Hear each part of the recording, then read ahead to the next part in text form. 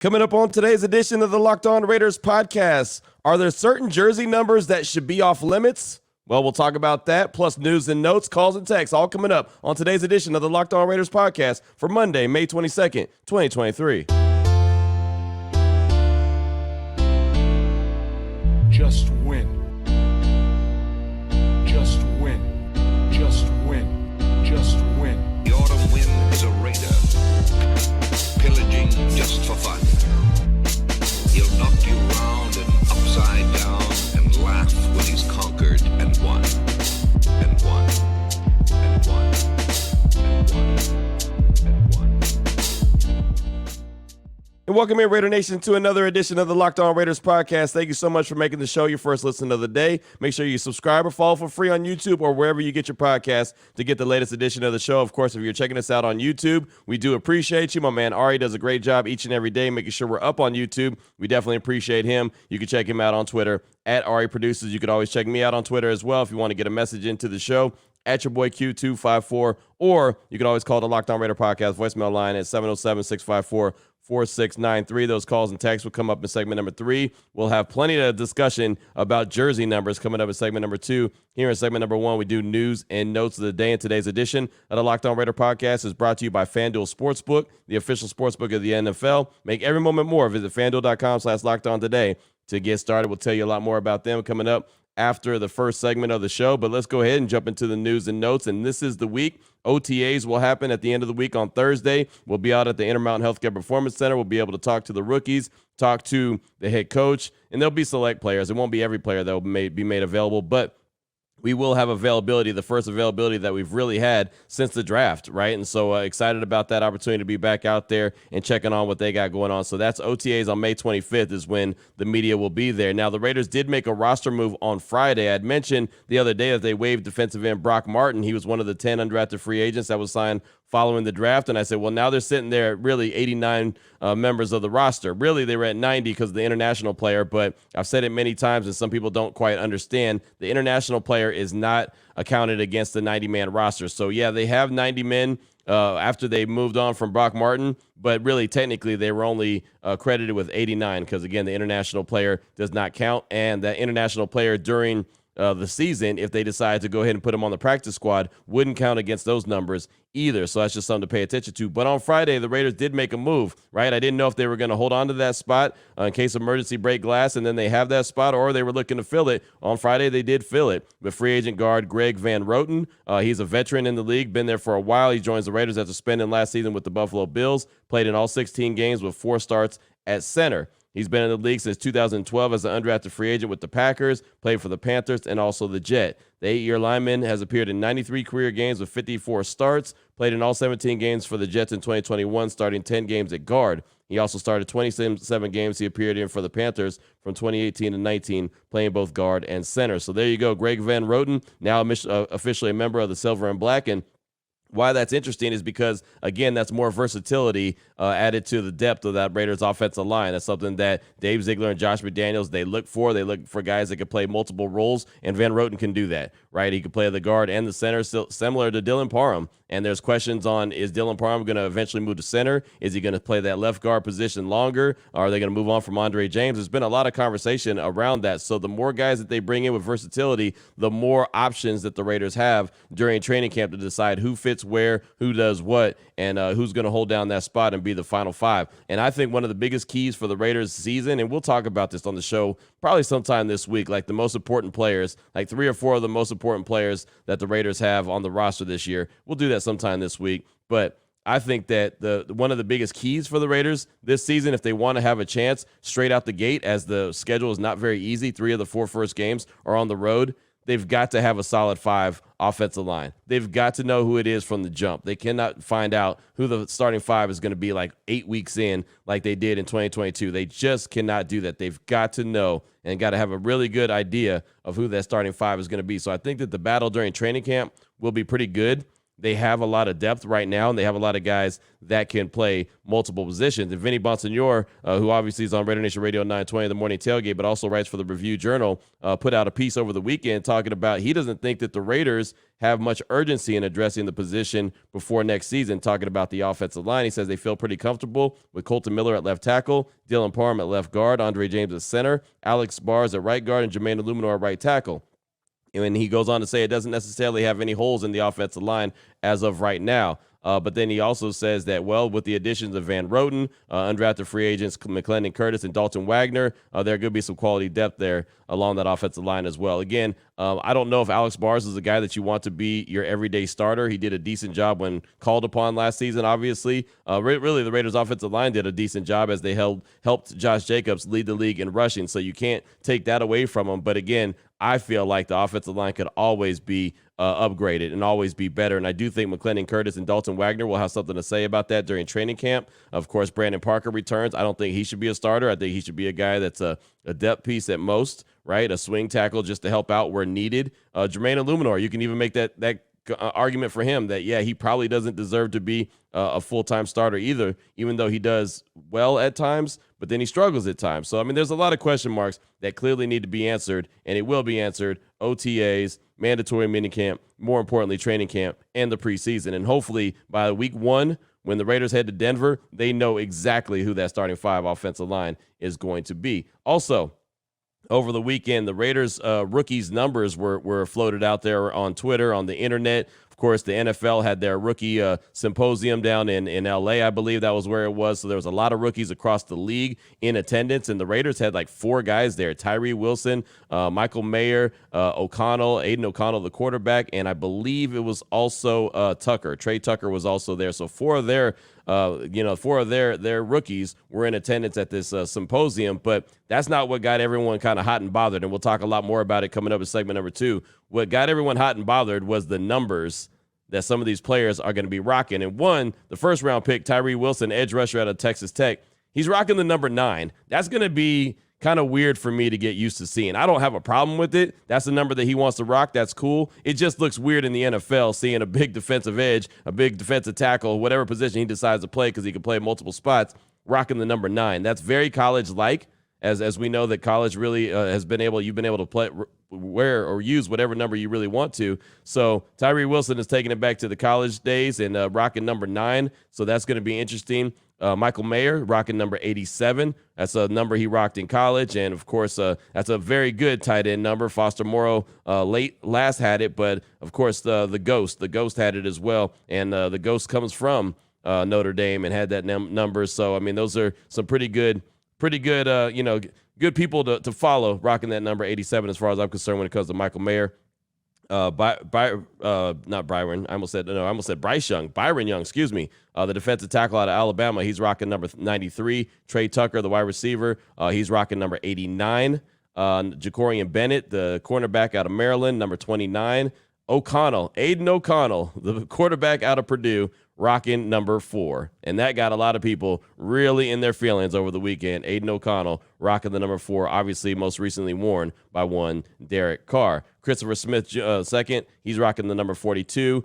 You got Amari Bernie wearing number 56, and then Nesta Jade Silvera is rocking the number 97. So there's the numbers right there. Wilson is the 9, Mayer's in 87, Young's in 93, Tucker 89, Bennett 29, O'Connell 4, Smith 42, Bernie 56, and Silvera 97. Again, we'll talk a lot more about the numbers coming up in segment number 2. Before we wrap up segment number 1, though, I did want to mention that Davante Adams is featured in an interview with Brandon Marshall, I Am Athlete podcast. They recorded it at the Wynn in Las Vegas, and it was released, I believe, on Friday, and it's a pretty lengthy interview, about an hour and 45 minutes. I didn't check out the whole thing. I just kind of skimmed through a few pieces here and there. Actually, the first part that I was listening to, Davante Adams' mic was really, really low. I thought that they would do a better job than that. It was really hard to understand what he was saying, but they finally adjusted. But I just kind of skimmed through it. But if you're looking for something to check out, you're looking for something to listen to and want to hear from Davante Adams, that might be a podcast that you choose to check out. It's on YouTube. You can just Google it if you want. Brandon Marshall, I Am Athlete podcast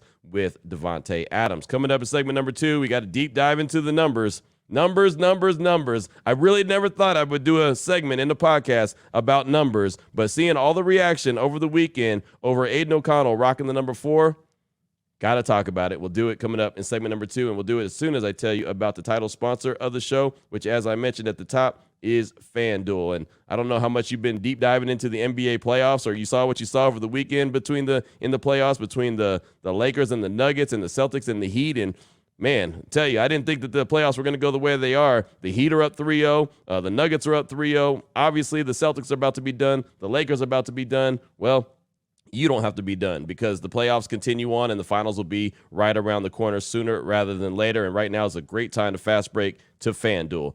New customers get a no-sweat first bet up to $1,000. That's $1,000 back in bonus bets if your first bet doesn't win. There's no place better to bet on all the playoff action than America's #1 sportsbook. You could do same-game parlays. You could do player prop bets. You could do a whole lot of different things to try to win a lot of money by way of FanDuel. Visit FanDuel.com/lockedon. Get a no-sweat first bet up to $1,000. That's FanDuel.com/lockedon. FanDuel, the official sports betting partner of the NBA. All right, Raider Nation, here we go. Segment number 2 of today's Locked On Raiders podcast. Want to talk about jersey numbers. And, of course, this all really happened because of what was going on in L.A. over the weekend, the whole Panini event with a lot of the rookies across the league. We saw Tyree Wilson rocking the number 9. He was getting sung to in the elevator because it was his birthday, and so that's when I first saw him wearing the number 9, thinking, okay, taking it back to the college days, of having a defensive lineman rocking a single digit. So he's rocking the number 9. It's going to look a little strange, but kind of is what it is, and so it'll probably be pretty cool. And, if he's a hell of a player like I think he can be, then that'll be something that really stands out about him as well. So Tyree Wilson rocking the number 9, but that wasn't the big to-do. That wasn't what got Raider Nation all hot and bothered over the weekend. It was the number 4 that was out there. Aiden OConnell, the 4th-round pick, quarterback out of Purdue. We've talked about him quite a bit here on the show. He is rocking the number 4. And apparently he wanted number 9, but Tyree Wilson got number 9. Obviously, he's going to have priority as the first-round pick, so he got number 9. Aiden OConnell gets number 4, as we all know, has been rocked by Derek Carr his whole career with the silver and black. Derek's now in New Orleans, so number 4 is available. Aiden OConnell took it. And look, this is the deal. I'm not going to tell anyone how they need to feel or what they should do or how to be a fan of the team. I'm not going to do that. That is your own priority, and sometimes people feel certain ways about certain numbers. And I'll tell you this, me growing up playing basketball my whole life, I never wanted to wear number 23. I never wanted anything to do with number 23. Oh, Q, you want to wear 23? Yeah, no, not at all. Like, yeah, I want to, but no, I don't want to. I would rock number 6 all the time, though. I'd rock Eddie Jones, number old school Eddie Jones. I'd rock number 15 for Latrell Sprewell. I had no problem wearing those numbers, but I really didn't want nothing to do with 23. I thought that was too much pressure. Now, obviously, this is a different situation when we're talking about Aiden OConnell on the number 4, but it's a number that a lot of fans, and maybe that's the only real quarterback that you've ever known for the silver and black, right? I mean, depending on how old you are, maybe number 4 is the only quarterback in Derek Carr that you've ever really known. And so seeing another guy rocking that number, it kind of hurts, right? So I get that side of it. To me personally, it's not a big deal because the Raiders don't retire numbers, right? There's a lot of great numbers that you see on just a bunch of players. And I say that with all due respect. Like, there's certain numbers, and I'll say this, 24 is my favorite number, period. I'm a Ricky Henderson fan. I'll always be a Ricky Henderson fan. His number was 24. His number was actually 35 with the A's at one point, too. But 24 was the number that he wore the majority of his career. So that was always my favorite number for that reason, for Ricky. Also, Charles Woodson, rock number 24, my favorite Raider of all time. So, for me, when I see someone wearing 24, I think immediately of Charles Woodson. Some people see number 24 and think immediately of Willie Brown. Obviously, 2 Hall of Famers with the Raiders organization. So, it goes back to how long you've been a fan, who wore that number. Were you a big fan of that player who wore that number? Like, I wasn't a fan. I'll be honest. I like Marshawn Lynch a lot. I wasn't a fan of him wearing the number 24. And I have his jersey on my wall in my office, autograph, hanging up on the wall right now. I still wasn't a fan of him rocking the number 24. I just thought that was Charles Woodson's number. Now, I get it. Look, Michael Huff wore number 24. In my opinion, didn't live up to the number. Jonathan Abram wore number 24. Clearly didn't live up to the number, right? I mean, like right now, number 24 is being rocked by David Long Jr. Again, he's a guy that he's got to prove that he can make the roster. They signed him as a free agent during the offseason. So, the Raiders just don't retire the numbers. So if they don't retire the numbers, they're also not holding on to them for a player to earn them. And I'll say this, maybe they should, right? Maybe that's a good compromise. Maybe certain numbers should be earned instead of just given out, right? So maybe Aiden OConnell needs to prove that he can be a really good quarterback before he gets number 4. I don't know. Like I said, to me, it's not a big deal, but number 4 has never meant anything to me. So to some people, number 4 is everything. But, I mean, you think about it. Aiden O'Connell's rocking 4. Number 21, when I see number 21, when I see Amik Robertson out there, I think of Nnamdi Asomugha. And, you know, I know Nnamdi is not a Hall of Famer. He was a good Raider while he was there. But, I mean, that's what I think when I see 21 or I see Eric Allen. Right? Those two players. And Eric Allen, I'm a good friends with, right? See him all the time at the game, see him at the facility all the time. So if anything, it's like, okay, Eric Allen, a potential Hall of Famer, and Nnamdi Asomugha, a really good Raider, a really great Raider when he was at the peak of his career. And now Amik Robertson's wearing the number, and we'll see what happens. But there's been plenty of people. Garyon Conley, remember, he rocked number 21. Kind of whatever. Think about this. Number 32, that's not Marcus Allen. That's Austin Walter, right? And that's a great, I mean, Marcus Allen is in the Hall of Fame. He's an HOFer, one of the greatest running backs to ever do it, right? And so now Austin Walter is rocking that number. How about Bo Jackson, number 34? Brandon Bolden, a guy that you barely even saw get on the field last season. He's rocking that number. 75, that's not Howie Long. That's Brandon Parker, right? He was a guy that's a swing tackle at best, in my opinion. He's not even a starter. He's rocking that number 75. How about 81? Tim Brown is in the Hall of Fame. All those numbers I talked about, 81, 75, Hall of Famers. 32, Hall of Famer. 24, Hall of Famer multiple times, right? 81, Tim Brown. Cam Sims, the wide receiver, is rocking that number right now. And remember, they had Michael Rivera wearing that number at some point. So, again, I'm not going to tell you to not get upset that Aiden O'Connell's wearing number 4. Just realize that until the Raiders actually start retiring numbers, which they probably will never do, for one reason or the other. And one of the reasons is they have so many greats that they'd have to retire. They wouldn't have any numbers left, right? I mean, in reality, think of all the players that have gone to the Hall of Fame or probably should go to the Hall of Fame. All of a sudden, all these numbers are starting to go by the wayside. So the Raiders just are not that team. They don't retire jerseys. Again, I would have no problem if certain players have a desire to wear a certain number and they have to earn that right. You know, like, again, I mentioned, you know, me getting the number 23. It's funny, when I played in that celebrity basketball game that happened, you know, in town, and I played, 5 minutes? It was probably 4.5 minutes too long. I actually ended up with number 23 on accident. They gave me my jersey. I didn't even notice it until I went to the locker room and put it on. I was like, oh, dang, I don't want to wear this number, but I couldn't take it back. Like, I wish I could at that point. I didn't want to wear it then, but again, I only played a couple minutes, so I was good to go. But there's just certain numbers that mean certain things to certain people. Like, I look around the NBA right now, and anytime I see 23, I immediately think of Michael Jordan. I don't even think 23 should be a number in the NBA. I think that number should be retired. But that's just me. I'm a big Michael Jordan fan, obviously. He's the greatest basketball player in my mind. I know there's going to always be arguments about that, and that's a very generational conversation. But for my generation, Michael Jordan is that guy. So there's that. But, you know, anytime I see 23 in the NBA, I think of Michael Jordan. Well, there's certain numbers that you'll always see, and I guess, you know, depending on if you're a big-time fan of Derek Carr, anytime you see that number 4 in the silver and black, you'll always think of Carr. And maybe Aiden O'Connell will rock it the next 9 years. Maybe he won't. Who knows? So, you know, that was the big conversation that happened over the weekend. A lot of people upset about it. Again, I'm not telling you don't be upset about it. I'm not telling you to be upset about it. I'm not saying that the Raiders did anything wrong, but I understand where some people come from when they're looking at it like, well, probably gave that number up a little bit too soon. Again, the guy played for the team for the last 9 years, but they're not going to hold any numbers back. You know, they're not going to say you've got to earn that number. He wants his number. He's going to get that number, and that's exactly what happened. Sticking with the numbers theme, a couple more little nuggets here in segment number 2 before we get to your calls and texts coming up segment number 3.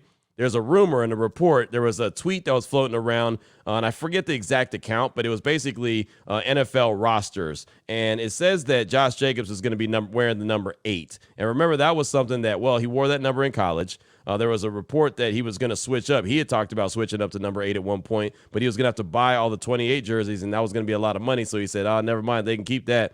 But now that he's out of a contract and he has the franchise tag that he has not signed yet, there's a good chance for him to switch to number 8 if that's in fact what he wants to do. So just a little heads up that could be coming down the line and something to pay attention to.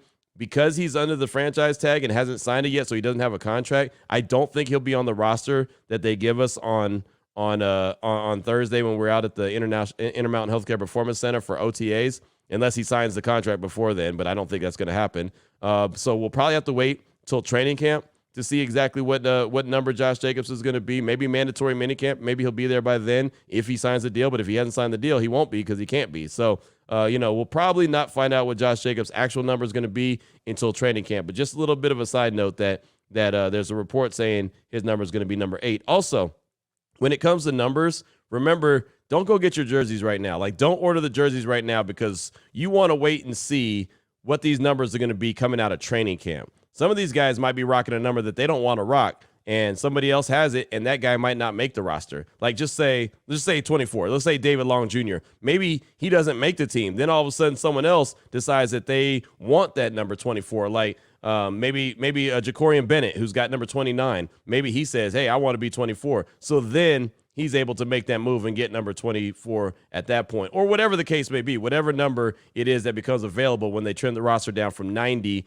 to 53, there's going to be available numbers. So I wouldn't go get any jerseys just yet because those numbers are very fluid until training camp is over and they actually come out and the 53-man roster is set. So just a little bit of jersey talk right there. I didn't think that there'd be a time that I talked about jersey numbers on this podcast for a segment, but again, seeing all the back and forth between Raider Nation, and I think that ultimately the Raiders just need to start winning some games, man, because right now Raider Nation is on edge, right? So many people just want to argue with people, and and like I said, a lot of people feel a certain way about seeing that number 4, and I'm not mad at you. If that's how it makes you feel, cool, no problem. Like I said, number 24, I don't even think that Marshawn Lynch needed to wear number 24 because that was Charles Woodson's number. But then again, someone will call in and say, no, that was Willie Brown's number, and you wouldn't be wrong. So that's what I got for you for segment number 2 of today's Locked On Raiders podcast. What are your thoughts on the numbers? Should the Raiders hold on to them a little bit longer, make guys earn certain numbers, or does it even matter because it's only a number? 707-654-4693. Segment number 3 is coming up next. Your calls and texts as we close out the show. Here we go, Raider Nation. Segment number 3 of today's Locked On Raiders podcast. Your calls and texts straight off that Locked On Raider podcast voicemail line, 707-654-4693. Let's start off with a call from Raider Castro out of 661 out of Bakersfield, California. He's calling to talk about the backup quarterback, but not Aiden O'Connell, and then also ask about Raider jersey numbers. Here he is, Raider Castro. Yo, Q, it's your boy Raider Castro out of the 661 Eastside Bakersfield. Hey, I got a quick question. I know we're talking about, the backup quarterback situation with Hoyer and the new rookie, just lost his name, O'Connor or Hayden. Yeah, you know what I mean. But what happened to Chase Garbers? Why are we overlooking him? He's still on the team? What's going on with Chase Garbers? Let me know. And another question, when are we going to find out what these rookies' numbers are wearing? I mean, I see Mayer in 87. Let me know. Appreciate it.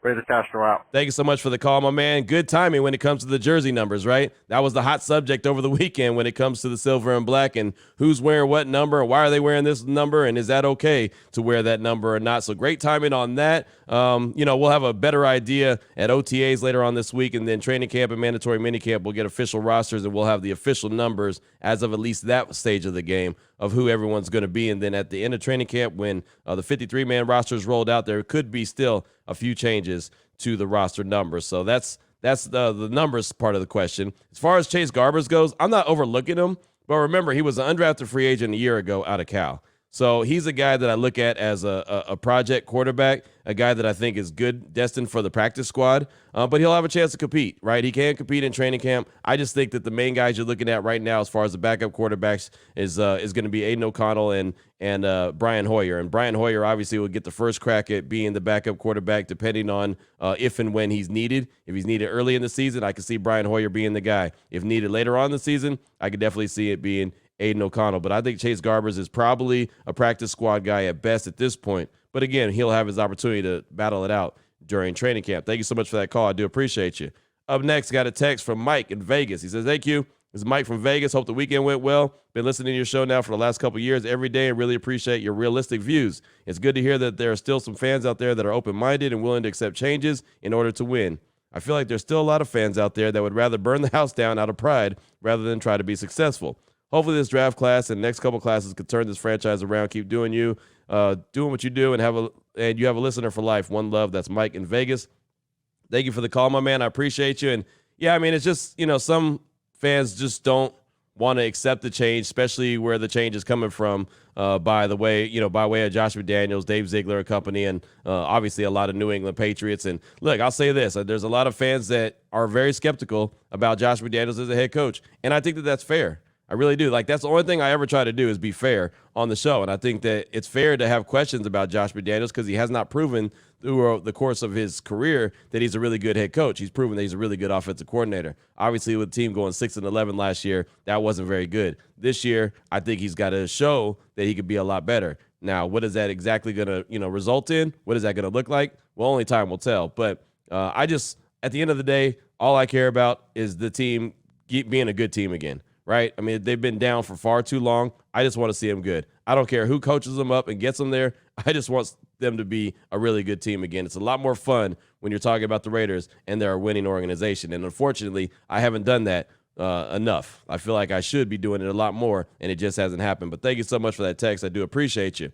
Up next, got a call from Raider Eddie in Denver. He's calling to talk about the trade the Raiders made last season for Davante Adams and actually has some pushback on what I said last week of that being a really good move. Here's Raider Eddie in Denver. Hey, Q, what's up? This is Raider Eddie in Denver. Love your show as always. I got a few quick points I'm going to try to make here. When we talk about bringing in Davante and giving up a first and second round pick in 2022, I don't think we ought to assume that was just a great move. We've got a 30-year-old wide receiver who is now making waves in the offseason. I get the article. I read the article. But some of his comments were definitely critical and definitely unnecessary, telling Jimmy G he needs to conform or talking about how Jimmy needs to conform. That's not helpful. So we have Davante, great player, 30 years old though, huge cap space. We had to allot to him. What I counter with is we could have two starters, a first and second round starters, potential big difference makers in place of Davante. And we would have that cap space. We could assign one or two other starters, or we could assign a free agent stud or two with that cap space for Davante. So I would not just assume that was a hit. I want to see what you think about that. And then I want to ask you about some potential moves. Renfro, do you anticipate we'll be moving on from him? I think it's possible, very likely, maybe. And I also want to ask you, can we move on from Chandler? We'd probably have to give a team something in addition to Chandler to take him off our books. And what about potentially moving Davante? If we can move him and keep our other weapons, I think it would be interesting to see what we could do with that cap space. Maybe bring in a defensive stud in free agency or a couple starters and see what it looks like with those passes that would otherwise go to Davante, see those go to other players. So I know that's might be a little crazy and out there to some people, but I could see this regime doing any and all of that. They've shown that they're willing to change their strategy very quickly and very drastically. So thanks, Q. Love the show. Talk to you later. Raider Eddie, thanks for the call, my man. And I politely and respectfully disagree with you, right? I think that the Davante Adams trade was fantastic. Yes, they gave a first-round pick and a second-round pick, but you got a true alpha dog wide receiver. You got a wide receiver that you haven't had the talent there since Tim Brown and early Amari Cooper, right? I mean, that's just literally you have not had that kind of talent at the wide receiver position. And the team tried to make a run, right? This front office said, you know what, we're going to go get Davante Adams and we're going to try to make a run. It obviously didn't work out, but I think it was a great move, right? And then you saw the results, 1,500-plus yards for Davante, 100 catches, 14 touchdowns. I couldn't really ask for too much more. I get all the financials and I get the young guys, but look, drafting a guy in the first round and the second round doesn't mean that you were going to get good players either. Doesn't mean you're going to hit on them. So I understand where you're coming from, but I think that was a really good move, and I applaud that move. Also, as far as potential moves to come, one, sticking with Davante Adams, he's not going anywhere, in my opinion. He's not going anywhere, and this team is not going to move on from him. If they were going to think about and entertain moving on from him, I would have thought they would have done it before the draft, not before training camp. I don't see that happening, and I believe that they're dedicated to him, and I believe he's committed to the team as well. As far as Hunter Renfrow goes, I think that that's a trade that's possible post June 1st, and I know some will tell me that Spotrac.com says it's not possible because of the financials, and I'll say my pushback will say overthecap.com says it is possible due to the financials. So check it out. I mean, it's depends on which outlet you believe, where the truth is. Maybe the truth lies in the middle. Who knows? But one website, the savings for trading Hunter Renfrow post June 1st is not very much. That's Spotrac.com. Over the cap, it's big time. So, again, who knows what the actual truth is, but I do believe that there's a possibility post June 1st he could be traded. But I also, as I've mentioned multiple times, believe there's a world where Trey Tucker and Hunter Renfrow are on the same team. Chandler Jones, I don't see him being moved. He just recently restructured his contract, so I really don't see him making that kind of move at this point. So thank you so much for that call. I do appreciate you. Up next, got a text from Yakov, I believe, in Vegas. Says, hey, Q, it's Yakov from Vegas. I'm a big fan of the podcast. Keep up the great work. I'm just curious if there are any updates with the regards to Josh Jacobs. Have you heard anything from his camp or from the Raiders camp with regards to a potential contract? Obviously, he's on the franchise tag for this season, but when can we expect him to be back with the team? Raiders. That's from Yakov, I believe. I hope I said your name right, in Vegas. And, yeah, there's really no updates on Josh Jacobs. Matter of fact, he was supposed to have a camp, a youth camp over the weekend. Supposed to have like 300-plus kids at a local high school here in Vegas, and it didn't happen. According to Vinny, he believes that something happened, like some situation with the family was going on. He thinks that could be it. They were trying to come up with the reason why it didn't happen. So he's, I don't think, in town. There's nothing to update about his contract situation either. At some point, I'm sure he's going to sign the franchise tag at $10 million. But I don't, as far as like a long-term deal, I haven't heard anything at all. It's been very, very quiet. July 15th is a date that they've got to have a long-term deal worked out by, or else he'll have to play on the one-year deal. So really, that's the date that you look for, July 15th, to get something done for one Josh Jacobs. Thank you so much, though, for that text. I do appreciate you. Up next, got a call from Mike in San Jose. He's calling to talk about Aiden OConnell and gives his thoughts on him. Here he is, Mike in San Jose. Hey, what's up, Q? This is Mike from San Jose. And I just wanted to call and talk about Aiden OConnell real quick. I know people are saying either they like him or they don't like him. And I know you probably already did your homework on him, but I was watching some highlight videos from him a couple days ago, and I actually noticed a lot of the plays that were designed were actually designed to move the pocket for him, or there were a few plays where he scrambled a little bit, or he got outside the pocket. So I guess he's not necessarily a mobile quarterback, but he does have some mobile qualities, and he is able to get outside the pocket. And like I said, they have designed plays for him outside the pocket. So something to look into, I guess. I hope everyone has a good weekend. Thanks for doing what you do, Q. We all appreciate it. Go Raiders. Thank you for the call, my man. I appreciate you. And, yeah, O'Connell, in my opinion, he's not a guy that's rooted in the grass or rooted in the turf. Like, he's not just going to be a sitting duck all day, but he's also not a guy that's looking to move too often, right? And that's where I come in. When I say a mobile quarterback, I'm talking about what Patrick Mahomes is able to do when all of a sudden he's got all the pressure on him and he's able to move around and come up with some really big runs. I mean, I go back to the Super Bowl. Some of the biggest plays that happened in the Super Bowl was Patrick Mahomes running. And that's what I'm talking about. I'm not asking for Lamar Jackson. I'm not asking for Jalen Hurts. I'm not asking for any of that. I just think that in 2023, you got to have a guy that can do a little something with his legs, a little more than O'Connell. Let's put it like this. Fans got mad because Carr didn't run, and he had the athletic ability to do it. He just didn't have the willingness to do it, and really they had to push him to try to get him to be a little bit more mobile. Aiden O'Connell's going to run less than Carr. And the funny thing, to take it a step further when we're talking about this, right, Jimmy G's going to run less than Carr too. So maybe that's the kind of quarterback they're looking for. Who knows? But Derek Carr has like 800 and almost 850 career yards rushing. Jimmy G has like 225 career rushing. So he's not going to run very much either. Then again, you also got to make sure Jimmy G stays as healthy as possible. So we'll see. Like I said, we'll start to see Aiden O'Connell probably this week a lot during not mandatory minicamp, OTAs. Mandatory minicamp is June 6th through 8th, and then training camp, I'm sure we'll see a lot of him as well and start to get a better idea of who this quarterback can be. But obviously he's a guy that a lot of folks are talking about in a major way. So thank you so much for that call. I do appreciate you. And let's see. I got one more text I want to get to. Yes, text from Cyrese. He says, Q, I'm kind of surprised to see Mayer's tape is just okay as a blocker. He's no Gronk or Kittle. Needs work. Really good receiver, routes, contested catches, etc. O.J. Howard is their best blocker. Mayer's success equals making Hooper expendable. And that's from Cyrese, a text message from him. Thanks so much for that. And I don't know, man. I think that Mayer's a pretty good blocker. right? He's got really soft hands, but he takes pride in his blocking. I think that, you go back and look some more. I think his blocking will actually surprise you. He does a really good job, and I think that's going to be a major part of the offense where he's able to set the edge. And so a guy like Josh Jacobs, a guy like Zamir White's able to hit the outside and hit the corner and turn the corner and be able to shed some blockers. I think Michael Mayer is going to do a really good job in that area. He takes a lot of pride in his blocking. O.J. Howard, to me, is a guy that I'll be surprised if he makes a team. And the reason why I'll be surprised if he makes a team is because he's always been injured.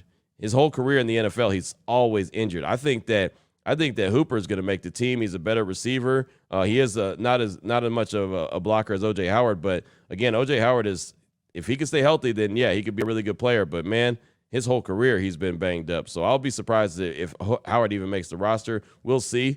We'll see exactly what happens there. But I think if you go back and look, man, Michael Mayer, he's a pretty good blocker as well. Soft hands, so he's really good at catching the ball. But he's a guy that, like I said, takes a lot of pride in his blocking ability. So thank you so much for that text. I do appreciate you, and that's going to do it for today's show. Of course, we'll be back on the grind tomorrow. We'll have more calls and texts. You have that Locked On Raider podcast voicemail line at 707-654-4693. We'll have more news and notes. I'm hoping to have Tyree Wilson's defensive coordinator from Texas Tech on my radio show either today, maybe tomorrow. I'm hoping that that's going to happen. Also do a little bit of background on Jacorian Bennett. That's going to happen. So if I get some good sound from that, I might bring it to the show on tomorrow's show as well. So until then, Raider Nation, thanks so much for making the show your first listen of the day. Thanks for checking us out on YouTube. Shout out to my man Ari, making sure we're on YouTube, looking good each and every day. Does a fantastic job. So until tomorrow, Raider Nation, take care of yourself, take care of your family, love on your family. Most importantly, as always, just win, baby.